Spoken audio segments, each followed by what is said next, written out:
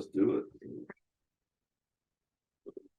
So I think today's topic, man, should be since we're in that season, let's talk about deployment holidays. Tis the season. Tis the season for deployment. Tis the season. Yes, yes, definitely. I mean, doesn't it never fail when you were on the Marne train that you always got the 9-month rotations that had both holidays wrapped up in it? I mean, back then it was freaking it was the 12-month and the 15. Yeah. And some of them were extended to 18.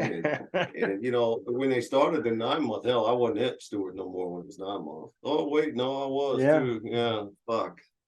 Yeah, we got a taste of all of it. But Never you know, mind. the thought behind soldiers is 9 months, man. Maybe I won't be there for Christmas or Thanksgiving, but it never failed, man. It would always start in like June. So, no shit, right? And then, like, you know, after like the third or fourth deployment, you're just like, kind of like, don't even fucking say we're going home in 9 months. You might as well just tell the company that, you know, we're going home in 12 months. Yep. And, you know, that way, if you get extension papers, we'd never know it anyways. They, you know, wouldn't know. But then that it got to the end there, it got to the point of money. Where they had to pay each soldier so much extra for being over past 364 days or 363 days. It was a weird fucking number. And they made sure that you hit U.S. air zone airspace on that fucking day, so they didn't have to pay extra. Yeah. I was like, you sons of bitches, man. Yep, you are absolutely right. I mean, again, I mean, even the numbers that was allowed to go over there towards the end, that's what saved me on the last deployment. Man, what was it? The company was 132, I think, or something like that. And they cut them like 3 times. We had to drop it to they kept cutting down. I think we ended up taking like, what was it, 79, I think? Again, an odd number, you know. And that one was a weird fucking deployment right there. Mr. Obama, if you're listening to this podcast, I just want to say thank you. That's the one thing you did get right. Fuck you. So sitting on the outpost and shit like that, you remember like Thanksgiving, where you know you're out there, so you get the shit into the stick, and by the time the Mermites finally get there, like, and you go to eat, it's everything's extremely cold. It's last year's turkey. And you're like, you know what, fuck it, I'm still gonna eat this shit. And then you like take a bite and you're just like, where's my MRE? Yep. Yeah. You know, give me that fucking omelet and cheese, or omelet went away, but well, I mean, you even think about how that meal got there. I mean, it was not like Iraq's got a fucking abundance of turkeys running around. That was all out of a can, no? Big ass fucking T-rat. Yep, and it was fucking reheated. Nasty rat. I mean, it was even the vegetables came cold and they taste like shit. Like there wasn't no amount of hot sauce that they could give you to make that shit taste any fucking better. You don't think Nature of Balance would grind those up? No. And it, you know, it wasn't, I mean, it was like that for, you know, if you were on the outpost, or hell, one time during Thanksgiving, we just got back from a convoy. Chow Hall was shut down. And they're like, oh, we saved some though. It's all over here in the Mermites, right? You're like, yes, love it. And you're thinking it's in a Mermite. It's still hot and shit, but that shit's been sitting there for 6 hours in a fucking Mermite. And the stuffing had turned liquid by that time. It's like, what the hell, man? All the steam, the water inside, and the stuffing was like soup, kind of like, give me a straw, you know? Exactly. I mean, it was cool if you happen to be one of those guys that was stationed at a main area, you know, like Kandahar or Mosul, or you know, someplace where the fighting had really relaxed, and you would get some of those big name generals and everything else to come through and serve you and so forth. You know, I mean, those days were cool, you know. Dog and pony shows where they would have Dynacor. We're getting steaks and fucking lobster tail tonight, baby. Yeah, exactly. And the Dynacord put out all these decorations and shit. You know, I mean that was later in the. Oh man, you're talking aviation. No, that was there in fucking damn the latter parts of the deployments. You know, when it was slowly turning into like training and shit like that. You know, and it was usually just at the big places. It wasn't out at the outposts or the smaller fobs. But I got you. But you would see it, and the USO would try to have somebody come through during around those times. I mean, it was cool.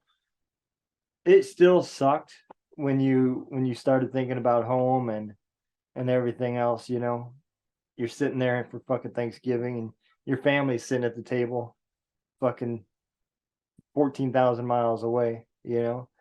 But yeah, the outposts and the shit, man, it was even worse because you didn't get a good meal and you still had all those fucking feelings and everything.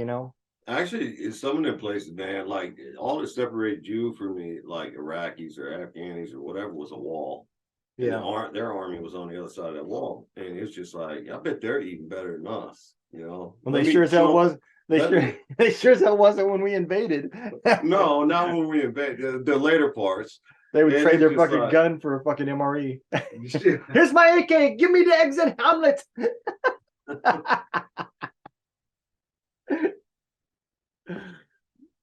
Yeah, I can imagine they have stuffed camel over there. Stuffed camel. Yeah. I hear that's an expensive dish over there. Kind of like Korea. The dog was an expensive meal. Well, you think about it, back in the old days, they were probably not even so old days, probably like 2 weeks ago. Somebody fucking traded their camel for a wife. Let me marry your daughter. Here's my camel. They're an expensive fucking animal over there. Yeah. Like the rich oil dudes own them and shit. And that hell, a camel dies, usually the handler dies too, because that owner's fucking pissed he lost all that money. But he lived 70 years, sir. Well, you you didn't. So yeah, I mean, you never know. Christmas was the same way though. It was. I think Christmas was worse, man. I don't know. I mean, I was good through all of them. I mean, it was just, in my mind, it was just another fucking day after all the deployments and shit. That's the way everybody was looking. Everybody was looking for Super Bowl. Yeah. For the 2 beers. Yep. Nobody cared about Christmas. They're just like, man, get to the Super Bowl. I get to drink 2 real beers. I'm gonna tell you what I would always try to do. Get more than 2 beers? Well, no, I did do that. I succeeded at that. But I would always try to make those days regular days. Instead of, a lot of times it's down days where you ain't got to go to work or whatever. Yeah, just sitting in the fucking hooch would make them worse. I would get out and go do something. Go to the gym, go to work, something, just to keep it normal. So I didn't think about it being an extra different. I never understood like people wanting days off. I know, honestly, because they'd be like, no, I'm sick, or no, I gotta fucking, I want my weekend and shit. And it's like, bitch, you ain't going nowhere. Yeah, I mean, what are you gonna do? You're gonna sit in the fucking barracks, wish you was home. Yeah, shit, barracks. Or fucking tent, whatever. The choose or whatever. Tent, whatever you were in at the time. Tent, and then have that power plant go down.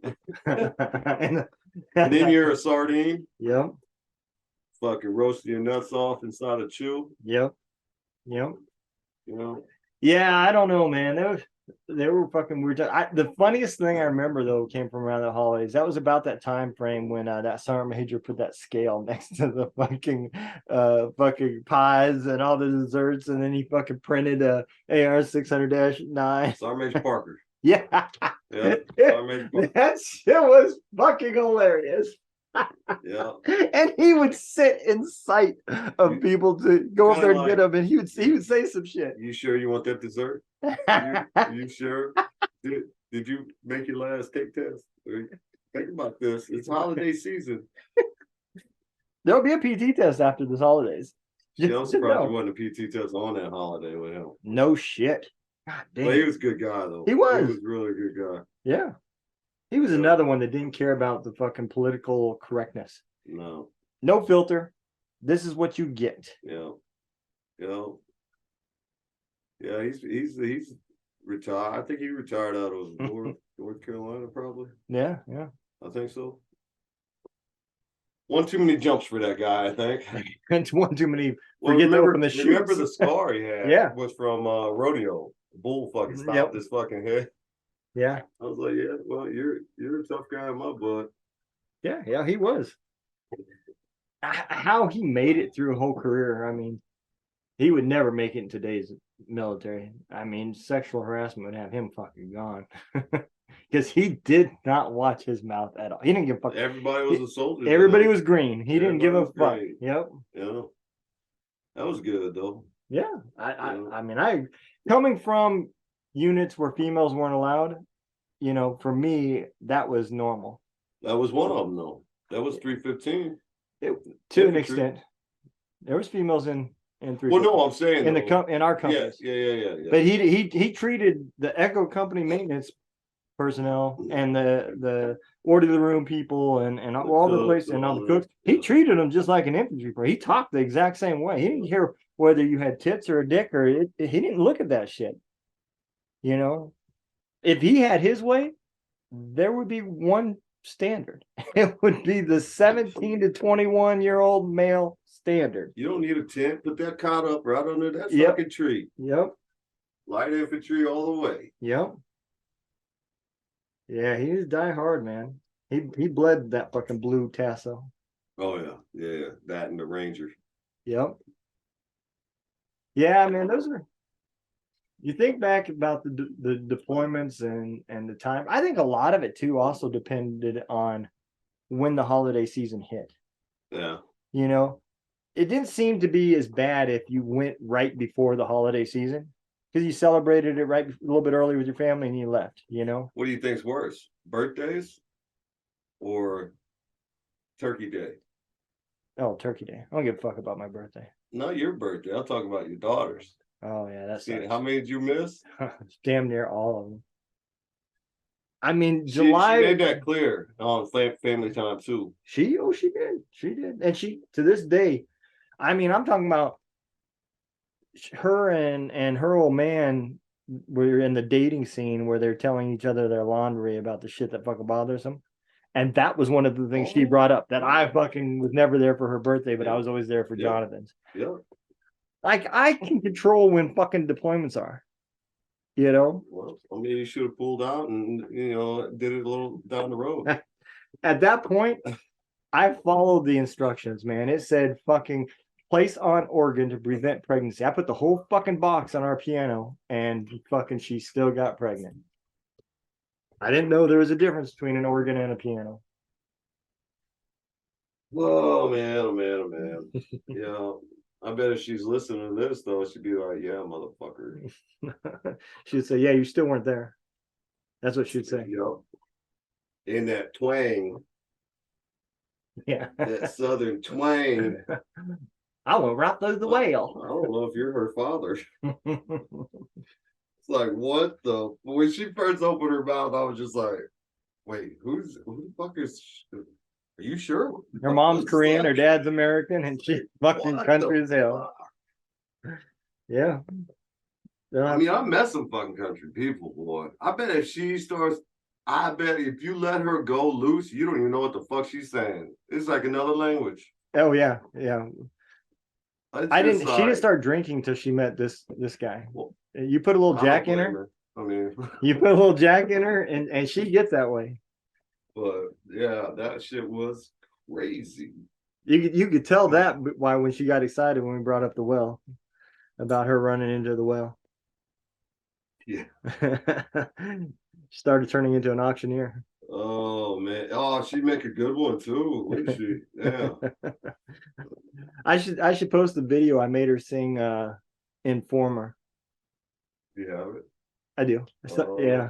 I put it on there. You need to do like a duet or something.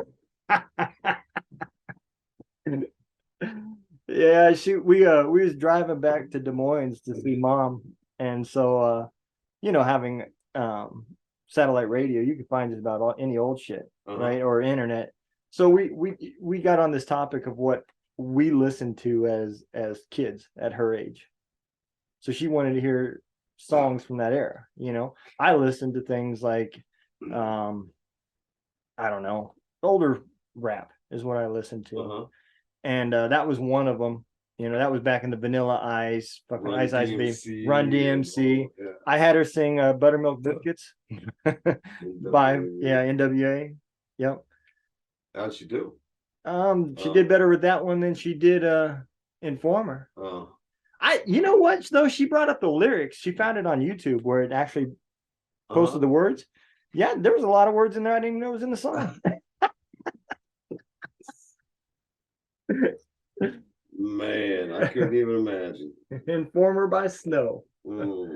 That shit's crazy. Fuck. Yeah, I don't know, man. So hit up on the event coming up, man. What you think we're gonna have a couple people? You see, Salemi said he's gonna try to make it. Yeah, I seen. Yeah, I'm getting a little worried. I ain't gonna lie. We had a thing. I'm gonna do another announcement on the old web pages tonight. That's next Friday, December 9th, 8:00. Not this Friday, next Friday. Yeah. So I don't know. I think we got Spoon, we got Mel, we got fucking maybe Salemi. I ain't seen from Randy lately. Randy. And we need to get old Faye. Yeah. Yeah. Well, no. I mean, I seen he liked some shit on there, but him and haven't heard from him. So, in case all y'all are wondering, and listen, in case y'all aren't all up to date on the old social media, December 9th at 8:00, we're doing a Zoom event called 1 Soju, 2 Soju, 3 Soju Floor, right? It's basically for remembrance of the people who were in Korea stationed there and tell some stories, drink some soju, and just make everybody laugh and talk about the midgets. Yeah. I don't think it'd be for kids. Definitely not for kids. That's hence the reason why it's at 8:00 Central Time. Yep. So Spoon didn't like our little commercial we put out there. Well, I don't know what the deal was. Soju's not that bad. Soju's not that bad at all, man. I mean, it's just like it's drinking Kool-Aid, right? Kind of a girly drink. He's like, you're wrong for that at the end. I was like, dude, it'd be awesome to get some civilians here that's never tried it and just listen to us fucking bullshit banter, fucking some each other about some fucking Korea stories. Yeah. And then have them go make another kettle for us after 3 floor. I think it'd be pretty neat. I do too. No civilian has asked about it though.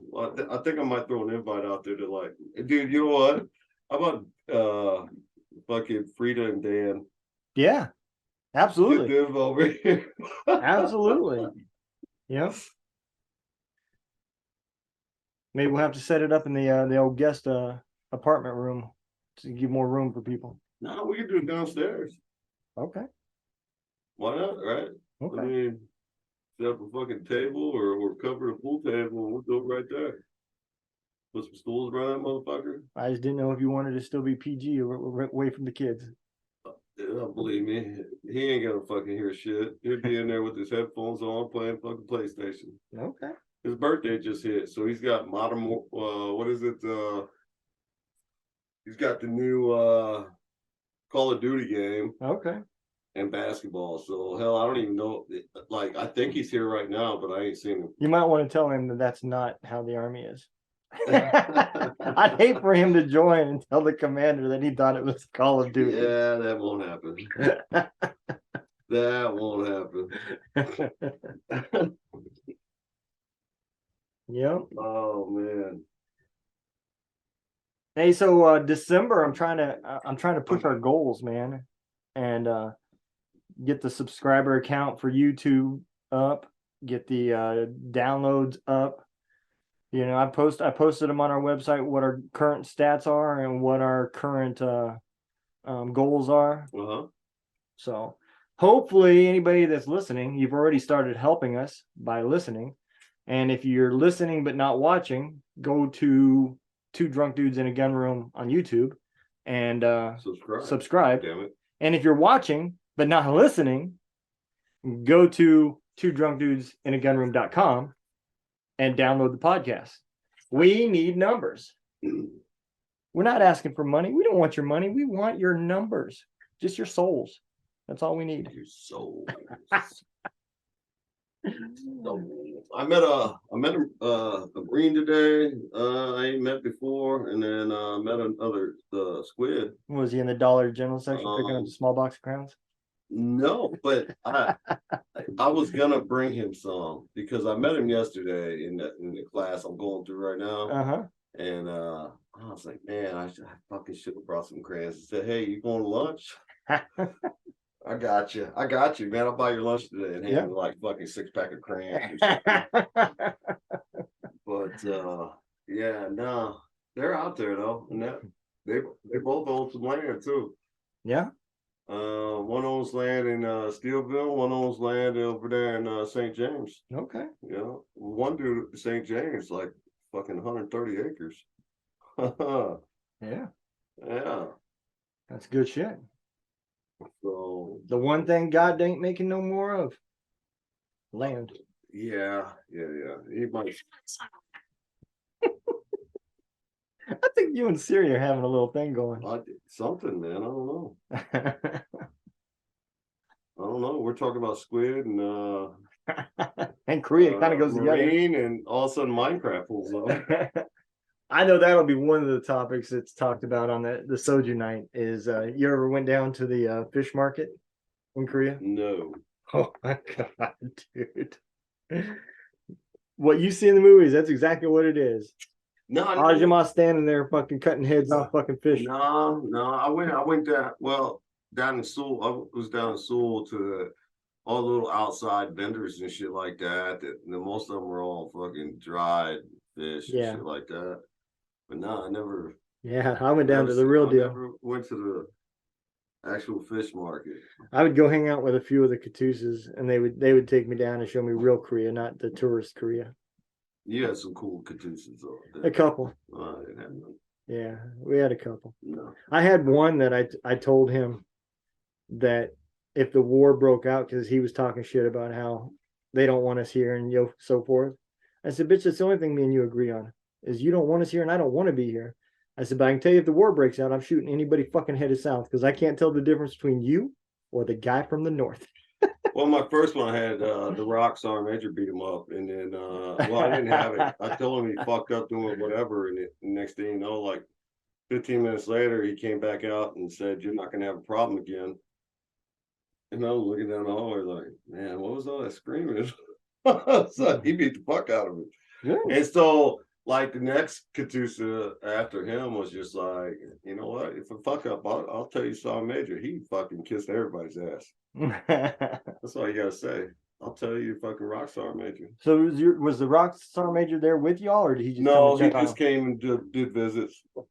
It's funny too because we'd let them motherfuckers on our camp, but I'd pull up in their fucking at their gate and they lock and load on me. Yeah, you're not coming through there. It's like the fuck. Yep. Yes, indeed, man. They took that shit serious. Man. In my old olive drab dually. I had the deuce and a half. No. I had a brand new I actually received a brand new helmet back then, probably I don't know, the A1 model or something. I don't think there was helmets. It had the extension mirrors. I've never seen them. I was like, what the fuck is that? Check this out. First trip out to the field, man, I hit the fucking first truck that went by. There goes my mirror. The fucking buses. The other mirror was good, but the little extension mirror I thought was so cool, but it wasn't there anymore. Nobody even stops. They just they go straight to your camp. And they go straight to your camp, talk to the gate guard, get the commander over there and say, oh, you're gonna pay for my damages, blah blah blah. And they do. They probably paid for my cat fare that night too. They usually do too. They usually do too. Sure in the fuck didn't pay for my clothes. You know that's coming up in this soju night. I guess a map, you wouldn't have needed a map for that, huh?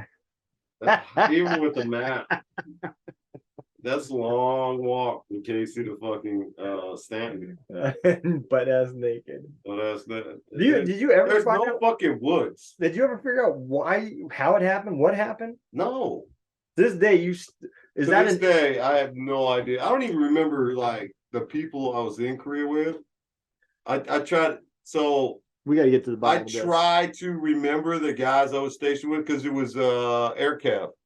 Mm-hmm. You know, because I raised my hand for that fucking motorcycle gig over there. So yeah, dude, I cannot remember anybody from over there. Hell, I can't even remember my first sergeant or commander's name. Was your E5? I was. Yeah. Yeah. My stripes were still dripping. Yeah, obviously. They were. What stripes? You didn't even have drawers. I made it like 2 months before getting on. That would be pretty painful to pin you then. Oh my Lord. Well, if y'all are out and about, man, pick up some soju.